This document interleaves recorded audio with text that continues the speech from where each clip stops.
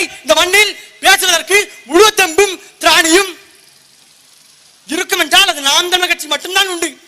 காங்கிரஸ் கூட கிடையாது. காமராஜர் காங்கிரஸில் இருந்தார். ஆமாம் இருந்தார். எப்பொழுது? அது இந்திரா காங்கிரஸில். காமராஜர் தன் பதவியை 67 வயதில் துறக்கிறார். அரசியல் வாழ்க்கை 67 வயதில் துறந்து இளைஞர்களுக்கு அரசியல் வழி கொடுக்கிறேன் என விட்டு சென்ற ஐயா காமராஜர் அவர்கள் 75 இறந்து போகிறார். அந்த 67 இருந்து 75க்குள் கிட்டத்தட்ட 9 ஆண்டுகளுக்கு மேலாக 10 ஆண்டுகளுக்கு மேலாக ஐயா காமராஜர் இருந்தது, வாழ்ந்தது, கட்டமைத்தது ஸ்தாபன காங்கிரஸ், அதாவது நிறுவன காங்கிரஸ் அப்படி என்ற கட்சியை தொடங்கி இந்த மண்ணில் மிக பெரும் புரட்சியை செய்தார். என்ன காரணம்? காங்கிரஸ்ல வாரிசு அரசியல் இருக்குது. காங்கிரஸ்ல குளறுபடி வந்துருச்சு. காங்கிரஸ்காரன் திமுக கூட்டு போட்டுக்கிடுவான்.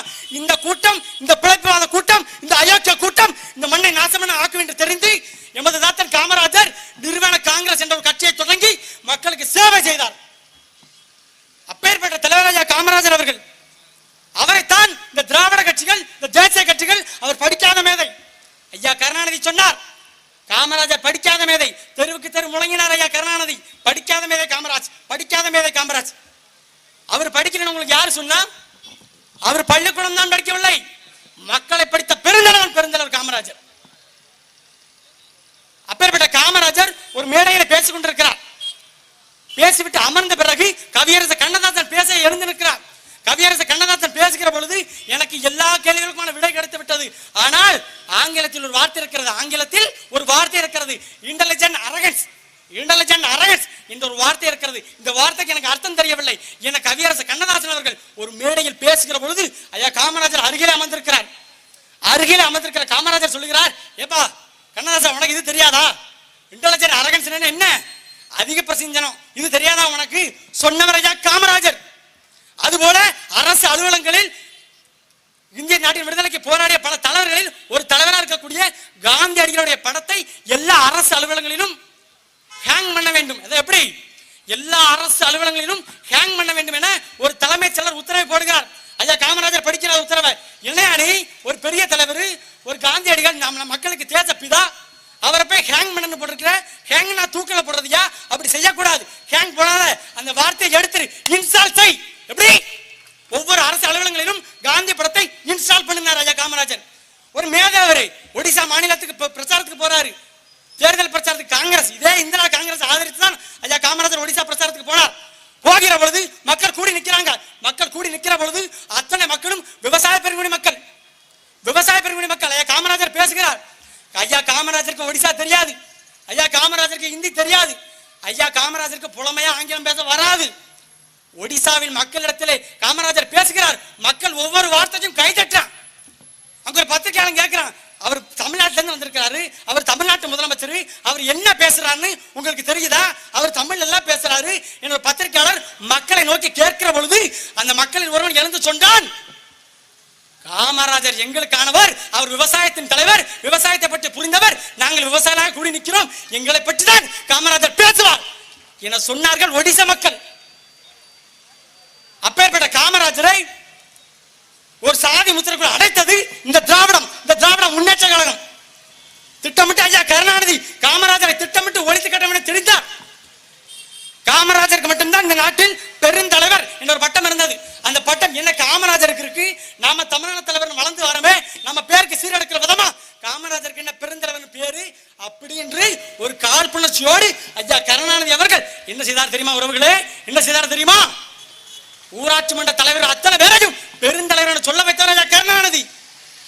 அதே காமராஜர் நாகர்கோவிலில் போட்டி எடுக்கிறார். பாராளுமன்ற தேர்தலுக்கு போட்டி எடுக்கிறார் நாகர்கோவிலில் காமராஜரை எதிர்த்து திராவிட முன்னேற்ற கழகம் போட்டி எடுக்கிறது. ஒரு வேட்பாளரை நிறுத்துகிறது. அப்பொழுது ஐயா கருணாநிதி காமராஜரை எதிர்த்து ஒரு பரப்புரை செய்கிறார். அந்த பரப்புரையை கேட்டால் மானமுள்ள யாரும் திமுக இருக்க மாட்டான், காமராஜர் நேசிக்க எவனும் திமுக இருக்க மாட்டான். அப்படிப்பட்ட ஒரு வார்த்தை ஐயா கருணாநிதி காமராஜரை நோக்கி நாகர்கோவிலில் பரப்புரையில் சொன்னார். நாகர்கோவில் பாராளுமன்ற தொகுதி, இந்த தொகுதிக்கு நடக்கக்கூடிய தேர்தலில் நீங்கள் வாக்களிப்பது வந்த நாடா இருக்கா இல்லை சொந்த நாடா இருக்கா என கேட்டார் கருணாநிதி. உங்கள் வாக்கு வேல் நாடா இருக்கா இல்லை சிறுவை நாடா இருக்கா என கேட்டவர் ஐயா கருணாநிதி. முன்ன எல்லாம் ரஷ்யாவுக்கு எருமை மாட்டு தோலத்தான் ஏத்துவோம், இப்போ ஒரு எருமையே போகுது என ஐயா காமராஜர் ரஷ்யாவுக்கு செல்கிற பொழுது முன்னையெல்லாம் எருமை மாட்டு தோலத்தான் ஏற்றுமதி செய்வோம், இன்றைக்கு ஒரு எருமையே காமராஜர் ரஷ்யா செல்கிறது என ஏளனம் பேசியவர் ஐயா கருணாநிதி. சிவகாமியின் சீமந்த புத்திரன் கருவாட்டுக்காரின் கருப்பு மகன் என கொக்கரித்து காமராஜர் மீது கொல்லங்கா ஒரு காழ்ப்புணர்ச்சியை கொட்டி திட்டவர் ஐயா கருணாநிதி. அந்த கருணாநிதியை நாங்க நாம் தமிழர் கட்சி பேசிட்டோம், விமர்சிச்சிட்டோம். கோபம் பொத்துக்கிட்டு வந்துருது. எப்படி கோபம் பொத்துக்கிட்டு வந்துருது?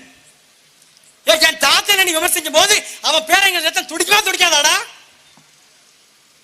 எத்தனை காலத்துக்கு இப்படியே திமுகவுக்கு அதிமுகவுக்கு மாறி மாறி வாக்களிச்சு 1 வருஷம் 2 வருஷமா 50 வருஷமா 5 வருஷம் ஆத்தாளுக்கு 5 வருஷம் தாத்தனுக்கு 5 வருஷம் ஜெயலலிதா 5 வருஷம் கருணாநிதி மாறி மாறி 50 வருஷமா இந்த நாட்டை ஆண்டு இந்த மண்ணை சுடுகாடாக்கியதுதான் இந்த திராவிட கட்சிகளின் பெருமை.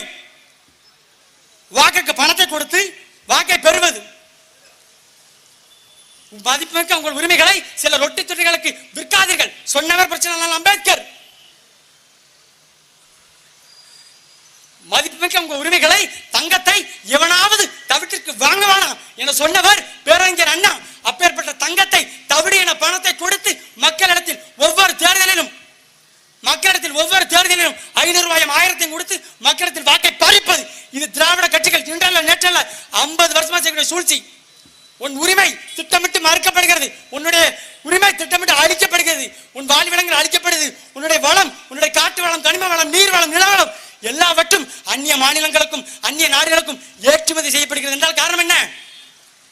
ஏன் அண்ணே ஐயா சொன்னாரு, பள்ளிக்கூடங்கள்ல சரியான தரமான கழிப்பறைகள் இல்ல, தரமான கல்லூரிகள் இல்ல, தரமான சாலை இல்ல, தரமான மக்களுக்கு தரமான மருத்துவம் இல்ல. ஏன் சொன்னாங்க?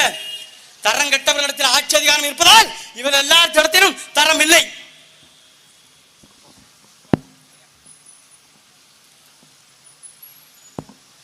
ஒன்றே ஒன்றை அன்பு உறவுகள் ஒன்றே ஒன்றை சிந்திக்க வேண்டும்.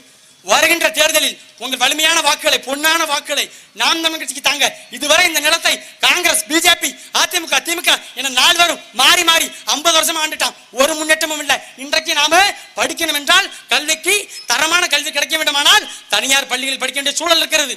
தரமான மருத்துவம் கிடைக்க வேண்டுமானால் அப்போலோ காவிரியான மருத்துவமனைக்கு செல்ல வேண்டியிருக்கிறது. பல லட்சங்களை கொட்ட வேண்டியிருக்கிறது. அம்மையார் ஜெயலலிதாவுக்கு கிடைத்த தரமான மருத்துவம் உன் ஆத்தாளுக்கு என் ஆத்தாளுக்கு கிடைக்குமான்னு சிந்திச்சு பாரு.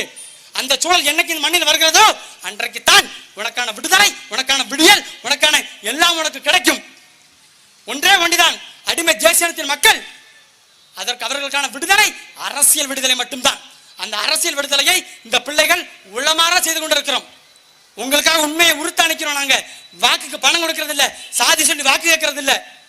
கருணாநிதி பண்ண மாதிரி காமராஜர் சாதி கோட்டத்தில் அடைக்கிறாங்க. காமராஜர் நாடாரும்பா, அங்க வார். காமராஜர் நாடார் தான். அவர் பொன்னாய் நாடார், பொருளாய் நாடார், புகழாய் நாடார். அப்படித்தான் அவர் நாடார்.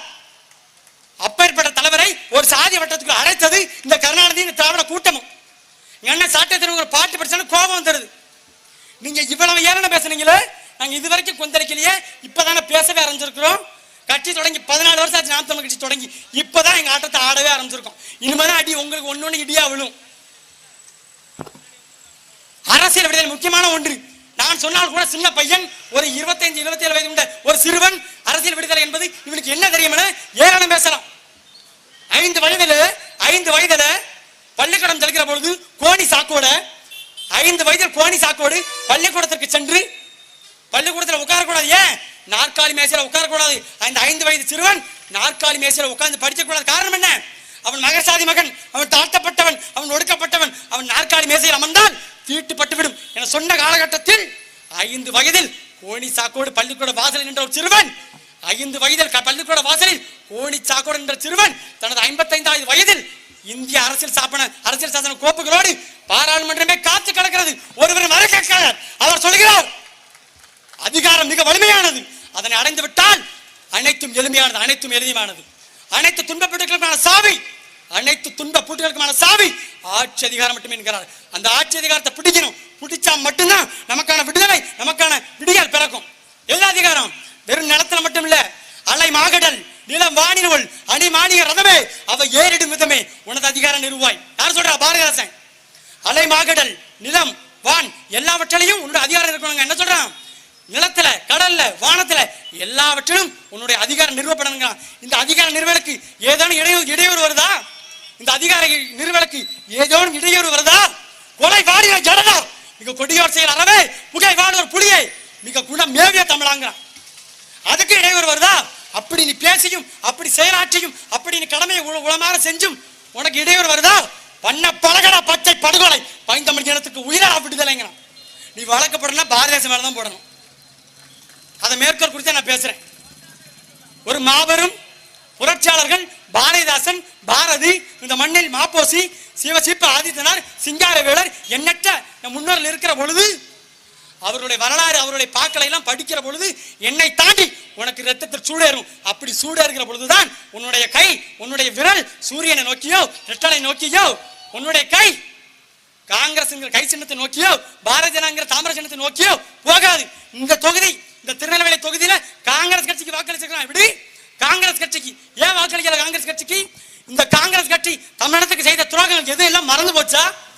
இந்த கை சின்னம் தானே ஆத்தா அப்பனை சித்தப்பா பெரியமனை நிர்வாணம் அடிச்சு கொண்டுச்சு. சில இடத்துல 1,70,000 மக்களை திட்டமிட்டு படுகொலை செய்தது இந்த காங்கிரஸ் கட்சியும் இந்த திமுக தானே. இவர்களுக்கு வாக்களிக்கலாமா? எதுவும் புரியல. எந்த மக்களுக்கு ஒன்றே ஒன்று, எவரையும் சம உணர்வுடன் சந்திங்கள், எவரையும் சம உணர்வுடன் சந்திங்கள். ஒவ்வொரு நாளையும் உனதாக்கு. நீ பட்டறை கல்லானால் அடி தாங்கி, நீயே சம்மட்டியானால் ஓங்கி அடி என்கிறார் தமிழ் அறிவினை அடையாளமா இருக்கக்கூடிய அப்துல் கலாம் அவர்கள். 50 வருஷமா பட்டறை கல்லா இருந்து அடிபட்டாச்சு. வரக்கூடிய 26 தேர்தல் உங்கள் வலிமையான வாக்கை, பொன்னான வாக்கை விவசாய சின்னத்துக்கு நாம் தமிழர் கட்சியினுடைய மயக்கு சின்னமோ விவசாய சின்னமோ விரைவில் அறிவிக்கப்படும். அந்த சின்னத்திற்கு உங்க வலிமையான சுத்தியில ஓங்கி அடி. அன்றைக்கு திருந்த நாடு. நன்றி, வணக்கம். நாம் தமிழர்.